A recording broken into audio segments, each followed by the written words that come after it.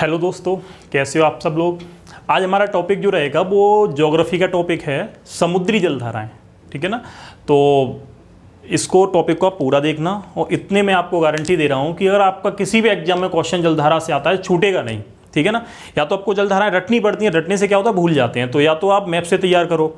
ठीक है। तो मैप से तैयार करने के बाद भी उसको मतलब एक तरीके से जोड़ना पड़ता है एक जलधारा को दूसरी जलधारा के से। ठीक है ना। तो उम्मीद करता हूं कि आपको ये टॉपिक मेरा पसंद आएगा और मेरी वीडियो लास्ट तक देखना। ठीक है। इतना मैं आपको श्योरिटी दिला रहा हूं कि एग्जाम अगर क्वेश्चन आता है तो एक भी क्वेश्चन इससे छूटेगा नहीं, समुद्री जलधाराओं से। मोस्ट इंपॉर्टेंट टॉपिक है। ठीक है। मैप के द्वारा समझाने की मैं आपको कोशिश कर रहा हूं। तो शुरुआत करते हैं। पहले इसके मैप के बारे में समझ लेते हैं। ठीक है ना। ये आपका उत्तरी अमेरिका हो जाएगा महाद्वीप, ये दक्षिणी अमेरिका हो जाएगा, ये ग्रीनलैंड आपका द्वीप है, ये यहाँ पर आइसलैंड है, ये यूनाइटेड किंगडम यानी ब्रिटेन है। ठीक है ना। ये यूरोप महाद्वीप है, ये एशिया महाद्वीप है। यूरोप और एशिया के बीच में ये दोनों आपस में जुड़े हुए हैं, लेकिन बीच में यूराल पर्वत है, फिर ये आपकी कैस्पियन सागर झील पड़ती है, और ये काकेशस पर्वत पड़ता है। तो ये तीनों चीज़ हैं। इधर आपकी काला सागर भी पड़ता है। तो ये यूराल पर्वत, काकेशस पर्वत, ये दोनों ही पर्वत जो हैं वो यूरोप और एशिया के बीच में सीमा बनाते हैं। ठीक है ना। ये आपका अफ्रीका महाद्वीप है। ये मेडागास्कर जो है, मेडागास्कर अफ्रीका महाद्वीप का एक द्वीप है। ये ऑस्ट्रेलिया है, ये इंडोनेशिया, मलेशिया, ये पापुआ न्यू गिनी, और ये न्यूजीलैंड। इधर आ जाओगे तो ये जापान के द्वीप हैं। ये जापान, ये आपका उत्तरी अमेरिका, ये दक्षिण अमेरिका जब राउंड वाइज जुड़ जाता है तब। ठीक है ना। तो ये तो हो गए महाद्वीपों के बारे में। अब इसमें महासागरों के बारे में, ये अटलांटिक महासागर उत्तरी और दक्षिणी, हिंद महासागर, और ये हो जाएगा प्रशांत महासागर। क्योंकि जो जलधाराएं हैं वो इन तीनों महासागरों में चलती हैं। तीनों से आपकी वैसे महासागरों की संख्या आपकी 5 है। ठीक है। ध्रुवों के पास आर्कटिक महासागर उत्तर में, दक्षिण में आपका हो जाएगा अंटार्कटिक महासागर। तो हमें केवल 3 महासागरों के बारे में पढ़ना है, अटलांटिक, हिंद और प्रशांत महासागर की जलधाराओं के बारे में। ठीक है ना। एक क्लियर मैं बता दूं मैं आपको कि जलधाराएं कहती किसे हैं। तो समुद्र के सतह पर जो जल होता है, ठीक है, वो जल यानी उनके ऊपर जो जल की सतह होती है वो गर्म हो जाती है और लगातार एक ओर चलती रहती है। ये हवाओं के कारण होता है। ठीक है ना। तो इन्हें ही हम बोलते हैं जलधारा। आगे समझना कि जो धाराएं यानी जो जलधाराएं ध्रुवों से इधर आएंगी, भूमध्य रेखा यानी ये आपकी भूमध्य रेखा है, ये मध्य में जो है 0 डिग्री अक्षांश रेखा जो है ये भूमध्य रेखा है। इसके उत्तर में उत्तरी गोलार्ध, दक्षिण में दक्षिणी गोलार्ध। आगे देखना, यानी यहाँ पर ध्रुवों से जो भूमध्य रेखा की ओर जो जलधाराएं चल के आएंगी, यानी भूमध्य रेखा से ध्रुवों से भूमध्य रेखा की ओर चलेंगी वो तो आपकी ठंडी होंगी, और जो भूमध्य रेखा से ध्रुवों की ओर जाएंगी वो कैसी होंगी, वो आपकी गर्म जलधाराएं होंगी। ठीक है ना। अब मैं समझाने की कोशिश कर रहा हूं। सबसे पहले मैं अटलांटिक महासागर की जलधारा ले रहा हूं, उसमें भी आपकी उत्तरी अटलांटिक महासागर की। ठीक है। समझने की कोशिश करना है। यहां पर ये आपकी विषुवत रेखा है, तो यहां पर उत्तरी विषुवत जलधारा, ठीक है, उत्तरी विषुवत जलधारा जो है वो ये चलती है इस तरीके से। ठीक है। ये जलधारा इधर चलेगी और ये मैक्सिको की खाड़ी में पहुंचेगी। किसकी खाड़ी में पहुंचेगी? मैक्सिको की खाड़ी में। और जैसे ही ये मैक्सिको की खाड़ी में पहुंचेगी, इसे बोला जाएगा एंटिलीज। ठीक है।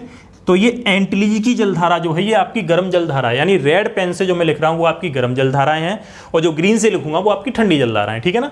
तो एंटिलीज जलधारा जो है विषुवत रेखा से इधर जाती है और मैक्सिको की खाड़ी के पास पहुंचती है, तब इससे बोला जाता है एंटिलीज। जब ये आगे जाती है तो यह फ्लोरिडा का तट है, फ्लोरिडा। तो जब ये जलधारा आगे पहुंचेगी फ्लोरिडा के तट पर, तब इसको नाम दिया गया है फ्लोरिडा। ठीक है। फ्लोरिडा की जलधारा। तो फ्लोरिडा की जलधारा जो है ये भी आपकी कैसी है? गर्म। जब ये और आगे चलेगी तो ये जैसे ही यहां पहुंचेगी इस जगह पर, ठीक है, बिल्कुल अटलांटिक महासागर के उत्तर में, इसका नाम बोलते हैं से गल्फ स्ट्रीम। गल्फ स्ट्रीम, इसका नाम क्या हो गया? गल्फ स्ट्रीम जलधारा। ठीक है। तो सबसे पहले विषुवत रेखी जलधारा, फिर ये जैसे ही ऊपर मैक्सिको की खाड़ी की तरफ पहुंची उसे एंटिलीज जलधारा बोलेंगे, वैसे ही आपके ऊपर जाएगी उसे फ्लोरिडा की जलधारा के नाम से जाना जाता है। फिर ये आगे जाके गल्फ स्ट्रीम जलधारा के नाम से जाना जाता है। और फिर जलधारा जो है ये यूरोप महाद्वीप की ओर मुड़ जाती है। किधर मुड़ जाती है? यूरोप महाद्वीप की ओर। और जब यूरोप महाद्वीप की ओर मुड़ जाती है तो बीच में ये स्थान, या तो इसे पूरा गल्फ स्ट्रीम के नाम से ही जाना जाता है, या फिर इसे बोला जाएगा उत्तरी अटलांटिक, उत्तरी अटलांटिक जलधारा। ठीक है, ध्यान रखना, उत्तरी अटलांटिक जलधारा ये भी किस प्रकार की है, गर्म जलधारा है। और जैसे ये आगे पहुंचेगी यूनाइटेड किंगडम से नॉर्वे की ओर, तब इसे बोला जाता है नॉर्वे की जलधारा, नॉर्वे की धारा। ध्यान रखना, किसकी धारा, नॉर्वे की धारा। अब ये इंपॉर्टेंट है, इनमें से एग्जाम में क्वेश्चन आ जाते हैं, यहां देख लेना। सबसे पहले विषुवतरेखी जलधारा उत्तर की ओर गई, फिर आप एंटी जलधारा के पास पहुंचेंगे, ये आपके जैसे ही इधर जाएगी मैक्सो की खाड़ी में, इसे एंटलीज नाम दे दिया जाता है। फिर ये और ऊपर जाएगी तब इसको फ्लोरिडा जलधारा के नाम से जाना जाता है, ये भी आपकी गर्म जलधारा है। फिर आगे जाने के बाद इसे गल्फ स्ट्रीम जलधारा के नाम से जाना जाता है। फिर ये जब आगे और जाती है तो इसको नाम दे दिया जाता है उत्तरी अटलांटिक जलधारा, जो गर्म जलधारा है, और नॉर्वे के पास जाके इसे नॉर्वे की धारा के नाम से जाना जाता है। तो ये सारी कैसी जलधाराएं हैं, ये आपकी सारी की सारी गर्म जलधाराएं हैं। ठीक है, समझ में आया होगा। उसके बाद वेफिन की खाड़ी जो है वो ग्रीनलैंड और कनाडा के बीच में, ही कनाडा का हिस्सा है, तो यहां से एक जलधारा चल के आती है और इधर आती है आपकी अटलांटिक महासागर में। ठीक है, और इसका नाम है, इसको बोला जाता है लैब्राडोर। ठीक है, तो ये लैब्राडोर की धारा जो है ये किस प्रकार की है, ठंडी जलधारा, और ये किधर आती है, अटलांटिक महासागर में चलती है यहां पर। ठीक है, उसके बाद ऊपर आप देखोगे ग्रीनलैंड में, तो यहां पर धारा है चल के आती है जिसका नाम है पूर्वी ग्रीनलैंड।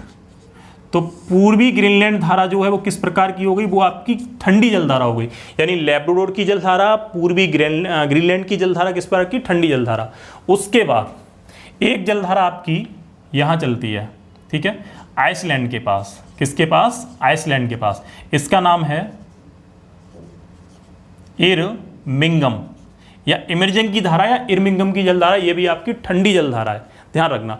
उसके बाद जैसे ही आप फ्रांस और ब्रिटेन के पास पहुंचोगे तो यहीं से एक धारा इधर चल के आती है जिसे बोला जाता है रेनेल।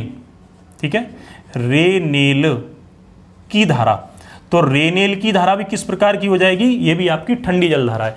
फिर ये आगे जब जाएगी तो यहां पर ये जलधारा जैसे ही इधर पहुंचती है, यहां पर अफ्रीका के पश्चिमी समुद्री तट पर, तब इसको बोला जाता है कनारी। क्या बोला जाता है, कनारी की धारा। तो कनारी की धारा किस प्रकार की जलधारा है, ठंडी जलधारा। तो ये उत्तरी अटलांटिक की आपकी हो गई जलधाराएं। एक बार फिर समझना, इसकी मैं विशेषताओं के बारे में बता दूं। एंटलीज की जलधारा आपकी मैक्सिको की खाड़ी में चलेगी, उत्तरी अटलांटिक गर्म जलधारा है। फ्लोरिडा की जलधारा जो है ये भी आपकी किस प्रकार की है, गर्म जलधारा है। और गल्फ स्ट्रीम है, ये भी गर्म जलधारा है, उत्तरी अटलांटिक गर्म, और नॉर्वे की जलधारा गर्म। और ये सब चलती कहाँ है, अटलांटिक महासागर में। गल्फ स्ट्रीम जलधारा को यूरोप का कंबल कहा जाता है, क्योंकि जब ये जलधारा इधर पहुंचती है यूरोप महाद्वीप में, तो सर्दियों के समय यहाँ पर जो बंदरगाह होते हैं वहाँ पर मतलब समुद्र के ऊपर बर्फ नहीं जमती है। ठीक है ना, यानी वहां के बंदरगाह वर्ष भर खुले रहते हैं। किस जलधारा के कारण, गल्फ स्ट्रीम जलधारा के कारण। एग्जाम से आपसे सीधा क्वेश्चन पूछा जाता है कि वह कौन सी जलधारा है जिसे यूरोप का कंबल कहा जाता है, कौन सी है, गल्फ स्ट्रीम जलधारा। या फिर क्वेश्चन आता है कि वह कौन सी जलधारा है जिसके कारण यूरोप महाद्वीप में सर्दियों के समय में जो बंदरगाह जो होते हैं वो व्यापार के लिए खुले होते हैं, कौन सी है, गल्फ स्ट्रीम जलधारा। इधर आपकी लैब्राडोर जलधारा है, जैसे ये गल्फ स्ट्रीम के संपर्क में आती है, यानी लैब्राडोर की जलधारा आपकी जैसे ही गल्फ स्ट्रीम के संपर्क में आएगी वैसे ही यहाँ पर एक घने कोहरे का निर्माण भी हो जाता है। ठीक है ना, और ये एक ठंडी जलधारा है, और इसी जलधारा के कारण अटलांटिक महासागर में एक बर्फ की चट्टान का निर्माण हुआ था, और उसी बर्फ की चट्टान से टकराकर एक जहाज था, नाम सुना होगा आपने, टाइटेनियम। तो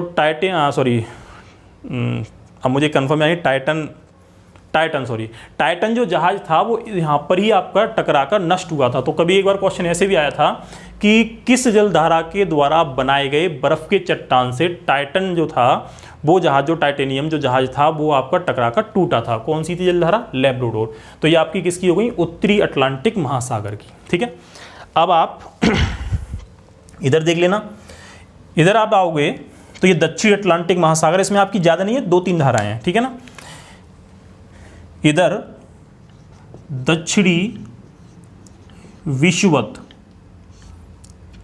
रेखीय धारा, ठीक है, रेखीय धारा। तो ये किस प्रकार की होगी? ये आपकी गर्म जलधारा है, ठीक है। और ये जलधारा जैसे ही ब्राज़ील, ये ब्राज़ील पड़ेगा, ब्राज़ील के पास से गुजरेगी ये जलधारा, तो इसको नाम दिया गया है ब्राज़ील की धारा। क्या नाम दिया गया है? ब्राज़ील की धारा। तो ब्राज़ील की धारा किस प्रकार की जलधारा? गर्म जलधारा। उसके बाद इधर जाओगे तो यहाँ एक जलधारा आती है अर्जेंटीना के पास से, ठीक है, अर्जेंटीना के पास से गुजरती है, इसको नाम दिया गया है फॉकलैंड की धारा। क्या नाम है? फॉकलैंड। तो फॉकलैंड की धारा किस प्रकार की जलधारा है? ठंडी जलधारा है। चलती कहाँ पर है? ये अर्जेंटीना के पूर्वी तट पर चलती है, अटलांटिक महासागर में। आप इधर जाओगे तो इधर से आपकी ये जलधाराएं इधर चलेंगी, ठीक है, ये इधर चली, तो इसको नाम दिया गया दक्षिणी अटलांटिक, ठीक है, दक्षिणी अटलांटिक धारा। तो ये किस प्रकार की है? ये ठंडी है। यानी उत्तरी अटलांटिक जलधारा कैसी है? गर्म जलधारा है, और दक्षिणी अटलांटिक जलधारा आपकी ठंडी जलधारा है। और जैसे ये अफ्रीका के तट पर पहुंचती है इधर साइड में, ठीक है, ये इधर पहुंची, इसे बोला जाता है आपका वेंगुएला। वेंगुएला। तो वेंगुएला की धारा किस प्रकार की है? ठंडी धारा है, ध्यान रखना। तो वेंगुएला की धारा कैसी हो जाएगी? ठंडी हो जाएगी। और दक्षिण अटलांटिक वाली ठंडी है, और फॉकलैंड की जलधारा भी ठंडी है। अब यहाँ पर एग्जाम में क्वेश्चन क्या आते हैं वो देखना। जैसे ही वेंगुएला धारा इधर पहुंचती है तो यहाँ एक मरुस्थल बनता है, तुमने नाम सुना होगा ये, ठीक है, ये एक मरुस्थल है जो है कालाहारी मरुस्थल। ये बोत्सवाना में पड़ता है, कालाहारी। तो कालाहारी मरुस्थल जो है, उस मरुस्थल का जो निर्माण है, यानी कालाहारी मरुस्थल का जो निर्माण है वो किस जलधारा से हुआ है? वेंगुएला की धारा के कारण। एग्जाम में क्वेश्चन आ भी जाता है कि इनमें से कौन सा मरुस्थल इस जलधारा के कारण बना हुआ है। तो कालाहारी अफ्रीका का है, वेंगुएला धारा के कारण इसका निर्माण हुआ है। कनारी की धारा जो है काफ़ी हद तक, इधर एक मरुस्थल है, ठीक है, ये वाला, जिसे तो आपको पता ही होगा, ये विश्व का सबसे बड़ा मरुस्थल है, इसका नाम है सहारा मरुस्थल। क्या नाम है? सहारा। तो सहारा मरुस्थल जो है, सहारा मरुस्थल, इस मरुस्थल का निर्माण जो है वो कनारी जलधारा है। काफ़ी हद तक इस मरुस्थल के निर्माण में जिसका सबसे अधिक योगदान है वो कौन सी है? कनारी की धारा, ठीक है ना। इधर आप इधर आओगे तो फॉकलैंड की जलधारा के कारण यहाँ पर एक मरुस्थल और बनता है इस जगह, जो ठंडा मरुस्थल है। कैसा मरुस्थल? ठंडा। ये भी गर्म है, ये भी गर्म है। यह ठंडा मरुस्थल बनेगा, इसका नाम है पेंटागोनिया। पेंटागोनिया, ठीक है। तो पेंटागोनिया मरुस्थल का निर्माण किसके कारण हुआ? फॉकलैंड की धारा के कारण। तो एग्जाम में ऐसे भी क्वेश्चन आ जाते हैं, ठीक है, ध्यान रखना, बड़ा इंपॉर्टेंट टॉपिक है, खासकर आपका ये वाला। तो इसमें एक बार फिर देख लेना। अगर मैं आपसे क्वेश्चन पूछूं कि सहारा मरुस्थल के निर्माण में काफी हद तक किस जलधारा का महत्वपूर्ण योगदान है? कनारी की धारा, जो एक ठंडी जलधारा है, लेकिन मरुस्थल आपका गर्म है। कालाहारी मरुस्थल जो है, इसका निर्माण आपका वेंगुएला की धारा के कारण हुआ है। किसके कारण? वेंगुएला की धारा के कारण, जो आपकी अफ्रीका के पश्चिमी तट पर चलती है। ये भी ध्यान रखना, क्वेश्चन ऐसे भी पूछा जा सकता है कि वह कौन सी समुद्री जलधारा है जो अफ्रीका के पश्चिमी समुद्री तट पर चलती है? कौन सी होगी? वेंगुएला, जिससे कालाहारी मरुस्थल बना। एक क्वेश्चन ऐसे भी आ सकता है कि किस जलधारा के कारण पेंटागोनिया मरुस्थल का निर्माण हुआ है? फॉकलैंड की जलधारा के कारण।